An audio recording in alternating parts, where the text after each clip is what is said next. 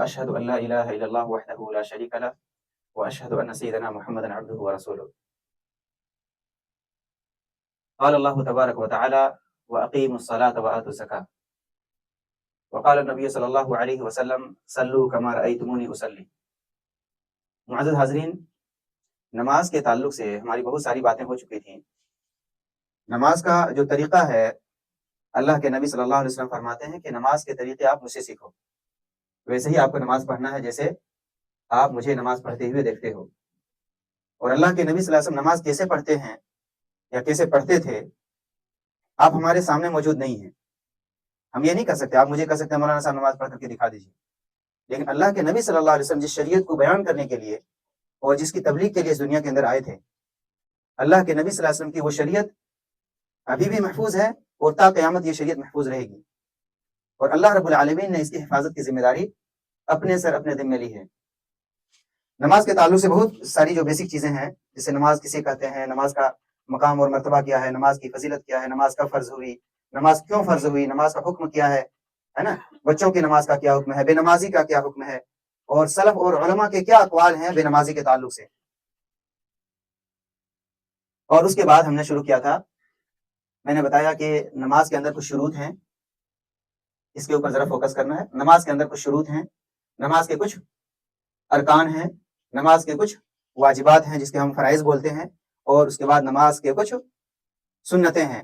اور سنتیں دو طرح کی ہیں، ایک قولی سنتیں یعنی کہ جو آپ کو کہنا ہے، زبان سے ادا کرنا ہے، اور دوسرا فعلی سنتیں جو کہ آپ اپنے افعال کے ذریعے، ایکٹیویٹی کے ذریعے آپ کیا کریں گے، اسے انجام دیں گے، ہے نا.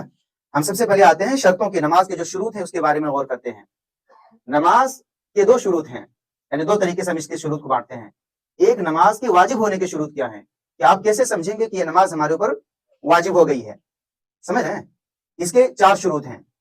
اور اس کے بعد ایک ہے نماز صحیح ہونے کے کیا شروط ہیں، یہ الگ 4 شروط ہیں، سمجھ رہے ہیں. جیسا کہ آپ یہاں دیکھ سکتے ہیں، آپ لوگوں کو دقت ہو رہی ہے کیا؟ وہاں نہیں دکھ رہا ہو تو آپ ادھر کرسی لگا کر ادھر بیٹھ سکتے ہیں، ادھر سامنے، ٹھیک ہے. تو نماز کے واجب ہونے کے شروط کیا تھے، ڈیٹیل سے میں نے بتایا تھا، اس کی تھوڑی سی وضاحت کر دیتے ہیں. اسلام ہے نا، اسی طریقے سے بلوغت ہے، یعنی کہ کوئی بھی شخص اگر مسلمان ہے تو نماز اس کے اوپر واجب اور فرض ہے نا، مسلمان ہے. اور اس کے بعد پہلا کنڈیشن صرف یہی، اس کے بعد کسی کنڈیشن پہ آپ کو نہیں دیکھنا ہے، سمجھ رہے ہیں. ہاں، امیر ہے، غریب ہے، بڑا ہے، چھوٹا نہیں، اس پہ نہیں جانا ہے آپ کو. اس کے بعد ہے بلوغت، سمجھ رہے ہیں. آپ تھوڑا سا ایج دیکھیں گے، اسی وجہ سے 7 سال کی عمر میں ہمیں حکم دیا گیا ہے بچوں کو نماز کی تعلیم دینے کا، تربیت دینے کا. 10 سال کی عمر میں اس کو مکمل اس کے اوپر پابند کرانے کا، سمجھ رہے ہیں. لیکن واجب کب ہوتا ہے، نماز ان کے اوپر واجب کب ہوتی ہے، یا کوئی دوسرے بھی جو احکام ہیں شریعت کے، جب وہ بالغ ہو جاتا ہے، سمجھ رہے ہیں. اب بلوغت کے بعد اگر کوئی چھوڑنا شروع کر دے تو کیا ہوتا ہے، وہ گنہگار ہوتا ہے، کیونکہ واجب کو چھوڑنے والا گنہگار ہوتا ہے. جس طریقے سے حرام کو کرنے والا گنہگار ہوتا ہے، ایسے ہی واجب کو چھوڑنے والا گنہگار ہوتا ہے.